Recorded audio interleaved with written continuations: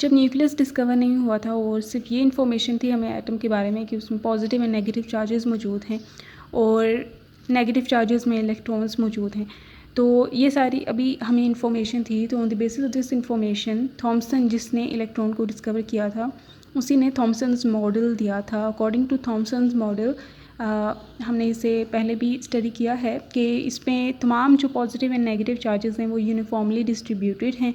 ठीक है, तो ये ऐसा ही है जैसे आपके पास वाटर है। ठीक है, लेट्स से ये नेगेटिव चार्जेस हैं एज वाटर और इंक एज पॉजिटिव चार्जेस। तो जब आप इंक इसमें डालते हो तो डालने के बाद इंक यूनिफॉर्मली डिस्ट्रीब्यूट हो जाती है पूरे लिक्विड में, तो एक यूनिफॉर्म सा मिक्सचर बन जाता है। ठीक है, तो इसी तरह पॉजिटिव और नेगेटिव चार्जेस का ये एक सी है जिसमें तमाम चार्जेस यूनिफॉर्मली डिस्ट्रीब्यूटेड हैं। ऐसा बिल्कुल नहीं है कि एक साइड पे नेगेटिव चार्जेस की ज़्यादती है और दूसरी साइड पे पॉजिटिव चार्जेस की ज़्यादती है, ऐसा बिल्कुल नहीं है। It is uniformly distributed. Her point पे आपको नेगेटिव एंड पॉजिटिव चार्जेस मिलेंगे, सच दैट ओवरऑल ये जिस तरह का पैच होगा वैसा ही आप कोई और भी पैच लेंगे ना, वो भी वैसा ही होगा। मींस उसमें भी नेगेटिव एंड पॉजिटिव चार्जेस वैसे ही डिस्ट्रीब्यूटेड होंगे। तो ये एक नेचुरल थिंकिंग भी थी क्योंकि तब इलेक्ट्रोमैग्नेटिक फोर्सेस ही थी और कोई फोर्सेस एग्जिस्ट नहीं करती थी, और इस लेवल में ग्रेविटेशन फोर्सेस तो ऑब्वियसली वर्क नहीं करती। तो for the electromagnetic forces to be least and for the atom to be stable, it was assume that positive और नेगेटिव चार्जेस यूनिफॉर्मली डिस्ट्रीब्यूटेड होंगे, सच दैट वो एक बाउंड स्टेट को attraction के थ्रू एक दूसरे को अट्रैक्ट करते हुए बाउंड स्टेट बना लेंगे। क्योंकि अगर हमने स्टेट रखी तो यहाँ पे तो बहुत सारी रिपल्जन है, यहाँ पे भी बहुत सारी रिपल्जन है, तो ये पॉसिबल नहीं है। मतलब तब पॉसिबल नहीं था कि हम ये सोच पाते। फिर रदरफोर्ड एक्सपेरिमेंट आया 1911 में, एंड 1911 में एक्सपेरिमेंट के थ्रू हमें पता चला कि पॉजिटिव चार्ज जो है वो कंसनट्रेटेड है एक स्मॉल वॉल्यूम में। ठीक है, एक स्मॉल वॉल्यूम जो कि पॉजिटिव चार्ज रखता है, नेट पॉजिटिव चार्ज रखता है। और उन्हीं दिनों की बात है कि बीटा डिकेज भी देखे गए, जिसमें हमने देखा कि न्यूक्लियाइज जो हैं वो इमिट कर रहे हैं बीटा पार्टिकल को। ओके, तो nuclei beta particle which is actually electrons या नेगेटिवली चार्ज पार्टिकल्स को इमिट कर रहे हैं। तो ये सोचा गया कि अलॉन्ग विद प्रोटॉन्स, जो कि रदरफोर्ड ने बाद में डिस्कवर भी किया था और कहा था कि प्रोटॉन हर एटम का, हर न्यूक्लियस का हिस्सा है। तो ये सोचा गया कि क्योंकि ये पार्टिकल्स इमिट होते हैं न्यूक्लियस से, तो ये न्यूक्लियस में ही होंगे। ठीक है, तो ये मतलब उस टाइम जो भी हिंट्स मिलते गए उसके साथ साथ चीज़ें चलती गई। तो क्योंकि प्रोटॉन्स तो हैं ही हैं, तो इलेक्ट्रॉन्स भी में भी हैं, क्योंकि बीटा डिकेज तो हो रहे हैं, तो वो तो इलेक्ट्रॉन निकल रहा है न्यूक्लियस से ही, तो वो न्यूक्लियस में है तब ही निकल रहा है। मतलब ये उस टाइम की सोच थी और मैकेनिज़्म नहीं था कि how this decays are working. तो इसी तरह से ही अंदाजे लगाए जाते थे। तो ये फिर सोचा गया कि न्यूक्लियस जो है उसमें प्रोटॉन एंड इलेक्ट्रॉन्स दोनों मौजूद हैं। तो इससे मिला के जो मॉडल इस थिंकिंग के बेस पे बना वो इलेक्ट्रॉन प्रोटॉन मॉडल कहलाता है, जिसमें हम ये सोचते हैं कि अज्यूम करते हैं कि न्यूक्लियस जो है उसमें दोनों प्रोटॉन्स एंड इलेक्ट्रॉन्स दोनों मौजूद हैं। अब किस तरह से होंगे, वो ये होगा कि अगर लेट्स से नाइट्रोजन न्यूक्लियस है ना, तो नाइट्रोजन के न्यूक्लियस में हमें एटॉमिक नंबर पता है कि 14 होता है नाइट्रोजन का, और वी नो दैट नेट जो चार्ज होता है नाइट्रोजन पे वो +7 होता है। तो इस चीज़ +7 के चार्ज को जस्टिफाई करने के लिए कहा गया कि 14 इसमें प्रोटॉन्स होते हैं और 7 इसमें इलेक्ट्रॉन्स होते हैं, सच दैट ये पॉजिटिव चार्ज है 14 प्रोटॉन है तो 14 ई चार्ज होगा उस पर, और 7 इलेक्ट्रॉन्स हैं तो ये चार्ज अगर हम माइनस करें तो 7 ई नेट पॉजिटिव चार्ज बनता है, जो कि हम देखते होते हैं कि न्यूक्लियस पे यही होता है। तो ये उस टाइम सोचा गया कि ए नंबर ऑफ़ प्रोटॉन्स होते हैं न्यूक्लियस में, ठीक है, and Z number of electrons होते हैं न्यूक्लियस में, सच दैट टोटल जो चार्ज है न्यूक्लियस में वो जी के इक्वल ही हो जाता है, positive charge, Z positive charge ही हो जाता है। अब हम देखते हैं कि व्हाट आर द इश्यूज़ जो बाद में क्रिएट हुए और जिसने ये प्रॉम्प्ट किया कि electron proton model is not correct. ये उस वक्त की बातें हैं जब हमें करेक्टली सारी चीज़ें नहीं पता थी। ठीक है, तो ये अभी हम इश्यूज़ को डिस्कस करते हैं। सबसे पहला इशू स्पिन स्टैटिस्टिक्स देखेंगे, ठीक है। कुछ न्यूक्लियाइज जिनकी स्पिन इस मॉडल के थ्रू प्रिडिक्ट की गई और जब उनकी एक्सपेरिमेंटली स्पिन फाइंड आउट की गई तो वो डिफरेंट थी। दूसरा न्यूक्लियर मैग्नेटिक मोमेंट जब फाइंड आउट किया गया इस मॉडल के अकॉर्डिंग और एक्सपेरिमेंटली तो हेल ऑफ डिफरेंस था। एंड थर्डली हम देखेंगे ऐसे न्यूक्लियाई के बारे में जो पॉजिटिव एंड नेगेटिव दोनों डिकेज करते हैं, तो इस मॉडल के अकॉर्डिंग फिर ये डिकेज अगर होते तो क्या होता। और फोर्थली हम देखेंगे कुछ बाइंडिंग एनर्जी के बारे में। तो सबसे पहले स्पिन स्टैटिस्टिक्स को देखते हैं, और स्पिन स्टैटिस्टिक्स में हम अगेन नाइट्रोजन को लेते हैं, ठीक है। नाइट्रोजन में अगर हम देखें तो proton number according to this model वो 14 है और electron number according to it is 7। तो नेट स्पिन इस न्यूक्लियाई की क्या होगी, ठीक है। इस न्यूक्लियस की नेट स्पिन क्या होगी, that is determine by the nucleon, इसके अकॉर्डिंग तो न्यूक्लियन ही है electron which is odd in number, ठीक है। तो प्रोटॉन्स ये सारे पेयर्ड हो जाते हैं ना, तो पेयर्ड हैं तो ये फिर कैंसिल आउट हो जाती है इनकी स्पिन्स, ठीक है। ये सारे पेयर्स बन जाए ना तो स्पिन अप स्पिन डाउन, क्योंकि पॉली एक्सक्लूजन प्रिंसिपल के according they have to be like that such that उनकी स्पिन कैंसिल आउट हो जाए, ठीक है। और एक शेल में रहने के लिए, एक ऑर्बिटा में रहने के लिए they have to be in opposite spin. तो ये फिर इसी वजह से इनका नेट जो पेयर्ड स्टेट्स होती हैं उनकी ज़ीरो हो जाती है। तो ये जो इलेक्ट्रॉन नंबर है that will contribute towards the angular momentum of nitrogen. और क्योंकि एक एक्स्ट्रा इलेक्ट्रॉन है ना, तो एक एक्स्ट्रा इलेक्ट्रॉन है तो इसकी जो स्पिन एंगुलर मोमेंटम बनती है, ठीक है, that will be half as cut, क्योंकि एक एक्स्ट्रा इलेक्ट्रॉन बनता है। और 6 पेयर्स बन जाएंगे इलेक्ट्रॉन्स के, एक इलेक्ट्रॉन अकेला रह जाएगा और जो कि डिसाइड करेगा स्पिन एंगुलर मोमेंटम को। तो हाफ एज कट इसका स्पिन एंगुलर मोमेंटम होना चाहिए। तो लेकिन जब एक्सपेरिमेंटली देखा गया कि ये अगर किसी न्यूक्लियाई की स्पिन हाफ हो ना, हाफ इंटीजर हो, हाफ हो तो हम उसे कहते हैं कि वो फर्मियोनिक बिहेवियर उसका होता है, या फर्मियोन की तरह वो बिहेव करता है न्यूक्लियाई और वो फर्मी डायराक स्टैटिस्टिक्स को फॉलो करेगा। लेकिन नाइट्रोजन के लिए देखा गया कि वो बोज आइंस्टाइन स्टैटिस्टिक्स को फॉलो करता था। क्यों? क्योंकि नाइट्रोजन का जो स्पिन एक्सपेरिमेंटली देखा गया दैट वाज 0 या फिर 1, ठीक है। तो ये एज बोजॉन बिहेव करता है। और इसकी एक्सप्लेनेशन हमने इसके लिए फाइंड आउट किया था, इसकी शेल मॉडल के थ्रू भी देखा था कि आगे वैसे हम देखेंगे ये प्रॉब्लम कैसे सॉल्व हो सकती है। Another model which is neutron proton model, तो उसके थ्रू हम देखेंगे कि ये कैसे प्रॉब्लम सॉल्व होता है। तो अभी हम सॉल्व नहीं करेंगे इस प्रॉब्लम को, तो फ़िलहाल अभी ये क्लैश रहा, ठीक है। Secondly is nuclear magnetic moment. तो nuclear magnetic moment is directly dependent upon the angular momentum, ठीक है। और नेट एंगुलर मोमेंटम किसकी वजह से कंट्रीब्यूट होगा, वो इलेक्ट्रॉन की वजह से कंट्रीब्यूट होगा, क्योंकि और सारा तो पेयर अप हो जाएगा। एक इलेक्ट्रॉन की वजह से, जो एक इलेक्ट्रॉन अनपेयर्ड है उसी की वजह से न्यूक्लियर मैग्नेटिक मोमेंट कंट्रीब्यूट होगा, क्योंकि न्यूक्लियर मैग्नेटिक मोमेंट जो है वो एंगुलर मोमेंटम से प्रोपोर्शनल होती है और एंगुलर मोमेंटम सिर्फ इलेक्ट्रॉन का यहाँ पे नॉन ज़ीरो है। तो न्यूक्लियर मैग्नेटिक मोमेंट का हमें एक्सप्रेशन पता है कि वो इक्वल होता है e mu equals e h cut over 2m_e।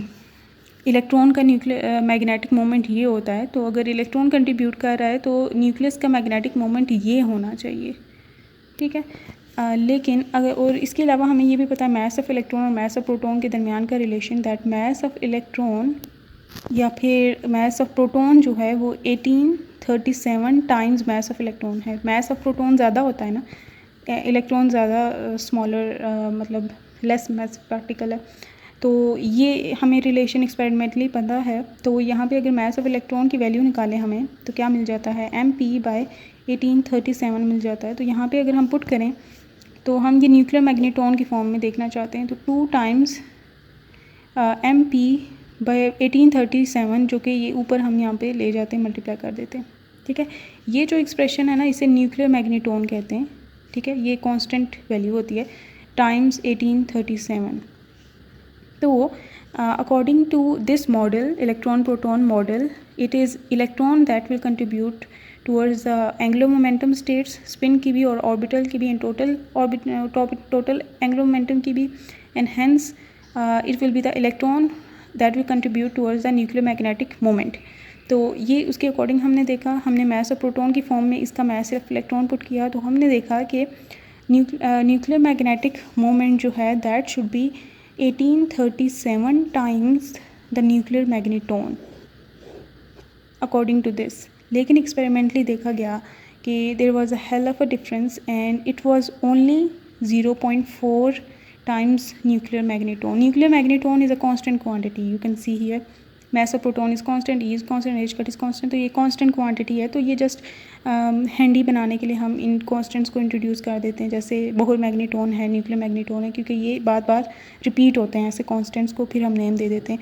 तो ये सिर्फ इतना था, जबकि अगर इलेक्ट्रॉन प्रोटॉन मॉडल करेक्ट होता तो that should have been this which is huge, लेकिन ऐसा नहीं था, ये बहुत ही स्मॉल हमें न्यूक्लियर मैग्नेटिक मोमेंट मिलता है। तो ये हमने 2 इश्यूज़ देख लिए हैं, ये 2 इश्यूज़ देख लिए हैं with the electron proton model. Now beta plus and beta minus decays के बारे में बात करते हैं।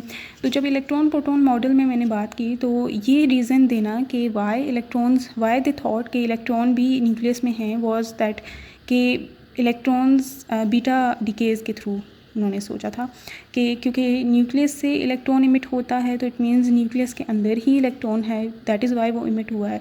ठीक है, किसी बॉक्स से आपको टॉफ़ी निकल के फेंके जा रहे हैं, तो आप यही अज्यूम करेंगे ना कि उस बॉक्स में ही टॉफ़ीज़ हैं। ठीक है, तो ये क्योंकि न्यूक्लियस डिके कर रहा था, तो यही सोचा गया कि उससे इलेक्ट्रॉन निकल रहे हैं, तो उसमें इलेक्ट्रॉन तो होंगे ही, तो ही निकल रहे हैं। तो मतलब मैकेनिज़्म नहीं था कोई माइंड में पॉसिबल कि हाउ इट इज़ पॉसिबल। वो बाद में वीक इंटरेक्शन फर्मी में फर्मी ने अपनी थ्योरी प्रेजेंट की फॉर बीटा डिके, जिसमें उसने वीक न्यूक्लियर फोर्स को उसने इंट्रोड्यूस कराया था as a need to bring about the beta decays. How can a nucleus can emit electron when it doesn't even have electron in it.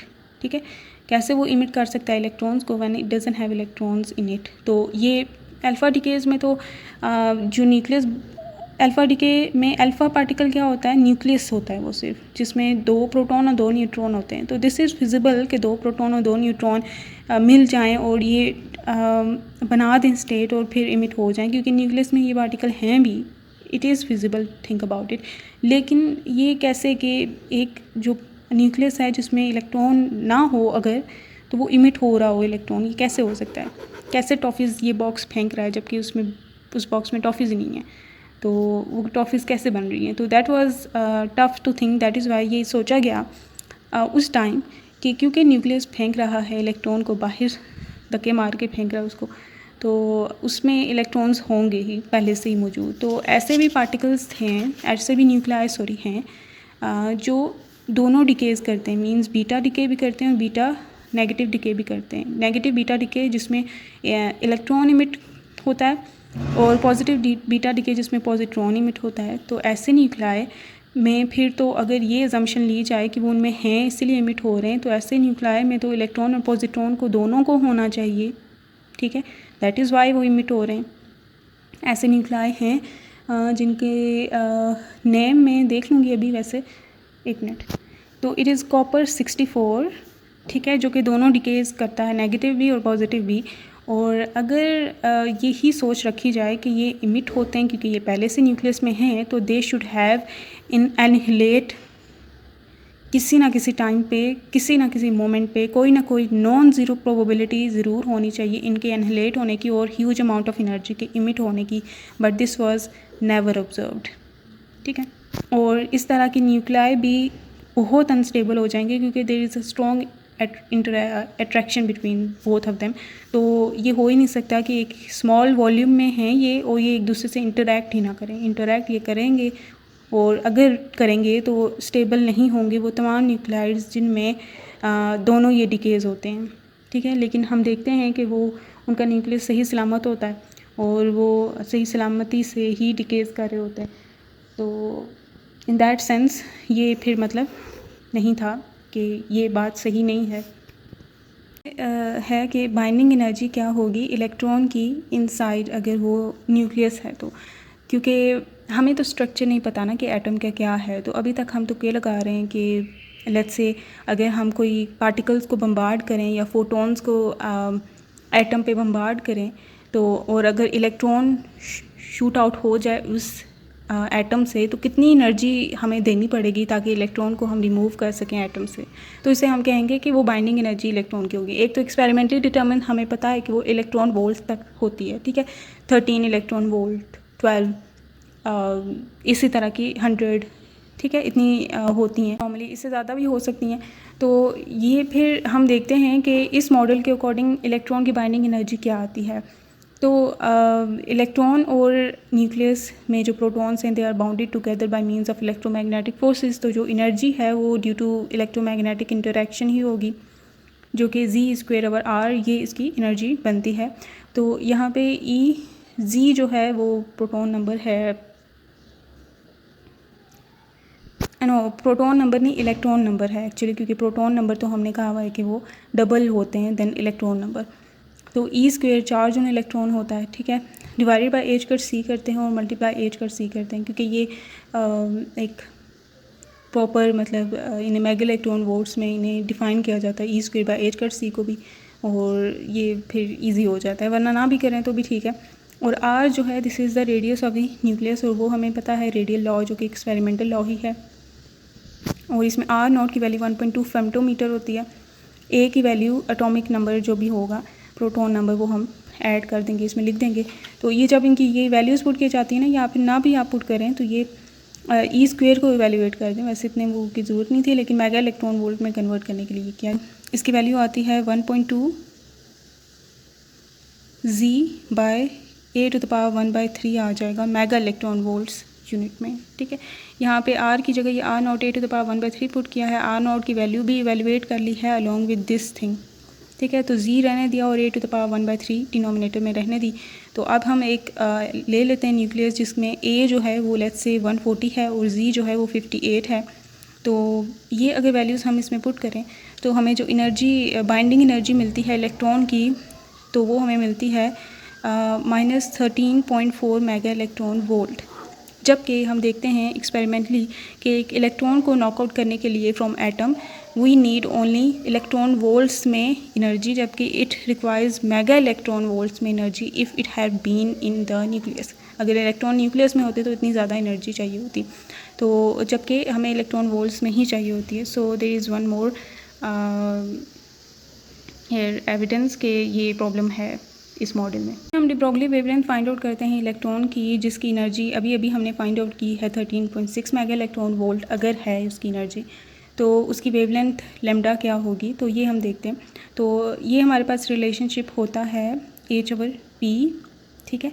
और हम अगर approximate करें, ये एनर्जी इलेक्ट्रॉन की काफ़ी ज़्यादा है than the rest energy electron has which is 0.511 mega electron volt.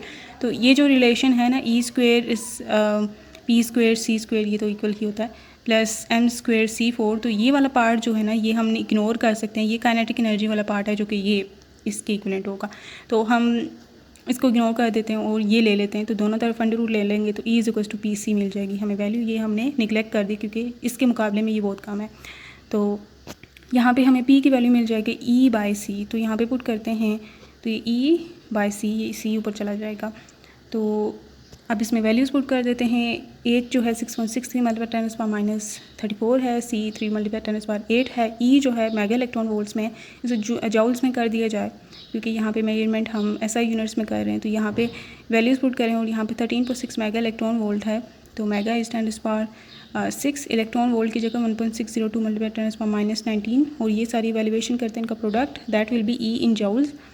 और इसका इन्वर्स लेके मल्टीप्लाई करना है HC से, तो हमें मिल जाएगी lambda and that lambda will be 92 femtometre. That is huge, that is very large.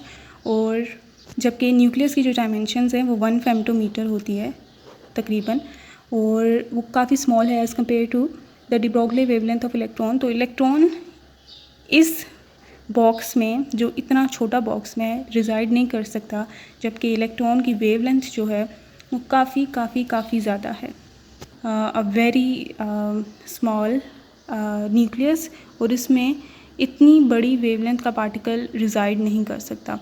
तो ये सारे आर्ग्यूमेंट्स थे जो कि दिए जा सकते हैं इलेक्ट्रॉन प्रोटॉन मॉडल की फेलियर के बारे में। और नेक्स्ट वन हम देखेंगे कि प्रोटॉन न्यूट्रॉन मॉडल किस तरह से इस प्रॉब्लम को सॉल्व कर देता है। नेक्स्ट हम अनसर्टेनिटी प्रिंसिपल को यूज़ करते हुए देखते हैं कि अगर इलेक्ट्रॉन डिसाइड करे, अगर हम इलेक्ट्रॉन को ज़बरदस्ती कहें कि वो रिज़ाइड करे इनसाइड द न्यूक्लियस, तो उसकी एनर्जी कितनी होनी चाहिए, मोमेंटम कितना होना चाहिए।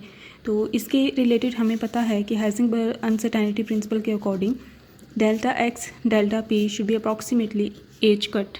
ठीक है, तो अगर हम कहें कि लेट्स से अनसर्टेनिटी जो इलेक्ट्रॉन की पोजीशन में है वो मैक्सिमम ये होनी चाहिए विच is the size of the nucleus, जो कि हम एज़ लार्ज एज़ 10⁻⁴ मीटर कर देते हैं। वैसे तो ये 1 फेम्टोमीटर तक ही होता है, दिस इज़ स्मॉल। और थोड़ा सा हमने और कर दिया कि लेट्स से हम बिल्कुल क्लियर बाउंड्रीज़ नहीं दे देते न्यूक्लियस को, थोड़ा सा हम यहाँ तक कर देते हैं, लेट्स से थोड़ा सा और बड़ा कर देते हैं कि लेट्स से मैक्सिमम जो इलेक्ट्रॉन की पोजीशन में अनसर्टेनिटी हो सकती है वो ये हो सकती है, इससे ज़्यादा नहीं हो सकती। ठीक है, तो ये जो डेल्टा एक्स लेंथ होगी दैट इज़ द 10⁻⁻14 मीटर। और अगर मैक्सिमम अनसर्टेनिटी हमने कहा है कि पोजीशन में 10⁻⁻15 है, तो delta p should be then minimum uncertainty in position momentum. अगर एक में अनसर्टेनिटी हमने मैक्सिमम कर दी है तो दूसरे में मिनिमम हो जानी चाहिए। ये हम आगे बात देखेंगे कि इसका क्या मतलब है। तो ये हमारे पास डेल्टा पी की वैल्यू आ चुकी है। ठीक है, तो delta p should be at least this. ठीक है, इससे ज़्यादा हो सकती है लेकिन इससे कम नहीं हो सकती। ओके, कि जो भी हमारे पास मोमेंटम की वैल्यू आएगी ना इलेक्ट्रॉन की, that should be at least this value और ग्रेटर देन दिस वैल्यू, ये इससे कम नहीं हो सकती अगर delta x has to be this. ठीक है, इसका ये मतलब है कि अगर हमने लिमिट करना है इलेक्ट्रॉन को, ठीक है, कि वो इनसाइड द न्यूक्लियस ही रहे, तो हमने उसकी मैक्सिमम अनसर्टेनिटी कर दी पोजीशन में कि वो ज़्यादा से ज़्यादा 10⁻⁻14 मीटर तक हो सकती है, वो उससे बाहर नहीं जा सकता। ठीक है, इलेक्ट्रॉन, क्योंकि हम उसे न्यूक्लियस में रिजाइड कर रहे हैं ना, क्योंकि हम इलेक्ट्रॉन प्रोटॉन मॉडल को टेस्ट कर रहे हैं। तो मैक्सिमम उसकी अगर पोजीशन में अनसर्टेनिटी हमने सेट कर दिया तो उसकी मिनिमम मोमेंटम क्या होगा, कि मतलब इतनी एनर्जी उसके पास होगी, इससे ग्रेटर होगी या इतनी होगी, इससे कम नहीं होगी, कतई कम नहीं होगी। तो वो एनर्जी कैसे हमें मिलेगी इलेक्ट्रॉन की, वो हमें मिलेगी, हमें पता है काइनेटिक एनर्जी हम देखते हैं, तो that is p²/2m of electron. p की जगह हम ये पुट करेंगे वैल्यू जो हमने अनसर्टेनिटी प्रिंसिपल से फाइंड आउट की है, that gives us the least value of kinetic energy that an electron can have if it has to reside inside the nucleus. Okay, so यहाँ पे 2 और डेल्टा एक्स स्क्वेयर बनेगा वो mass of electron. ठीक है, तो इसमें अगर हम अपने ये सारी वैल्यूज़ को पुट करें, 2 × डेल्टा एक्स इज़ 10⁻⁻14 का square, mass of electron is 9.1 × 10⁻31। तो और इसे हम कन्वर्ट करें अगर मेगा इलेक्ट्रॉन वोल्ट्स में, the value that we will get will be 19.7 या फिर अप्रॉक्सीमेटली 20 मेगा इलेक्ट्रॉन वोल्ट। हमें काइनेटिक एनर्जी मिलेगी इलेक्ट्रॉन की which is the least value, इससे कम नहीं हो सकती, इससे ग्रेटर होगी एनर्जी सच दैट कि वो न्यूक्लियस की बाउंड्रीज़ में ही रहे। ठीक है, तो इलेक्ट्रॉन की kinetic energy has to be greater than or equals to 20 mega electron volt inside if it has to reside inside the nucleus। लेकिन हमने एक्सपेरिमेंटली कोई इलेक्ट्रॉन ऐसा नहीं देखा जो इस एनर्जी का मौजूद हो एटम में। ठीक है, एटम में कोई भी हम पार्टिकल इजेक्ट करते हैं उसके लिए जो हमें एनर्जी रिक्वायर्ड होती है that is always less than this energy. और इवन जो नेचुरली न्यूक्लियाई जो है इजेक्ट करते हैं बीटा पार्टिकल्स को, ठीक है, इलेक्ट्रॉन्स को, उनकी एनर्जी भी far less than this energy होती है, far less than this energy. These are like वो 1 मेगा इलेक्ट्रॉन वोल्ट से 10 तक मैक्सिमम जा सकती है मेगा इलेक्ट्रॉन वोल्ट, जो क्यू वैल्यूज़ होती हैं, काइनेटिक एनर्जी होती हैं बीटा पार्टिकल्स की, वो मैक्सिमम 10 तक जा सकती है। ये तो बहुत बड़ी वैल्यू, डबल वैल्यू है। तो ऐसा कभी नहीं हुआ, कोई एविडेंस नहीं है कि इस एनर्जी के इलेक्ट्रॉन्स मौजूद हों इनसाइड द एटम, तो ऐसा कभी नहीं हुआ। हेंस हमें एक और यहाँ पे मिलती है कि the electron proton model is not correct.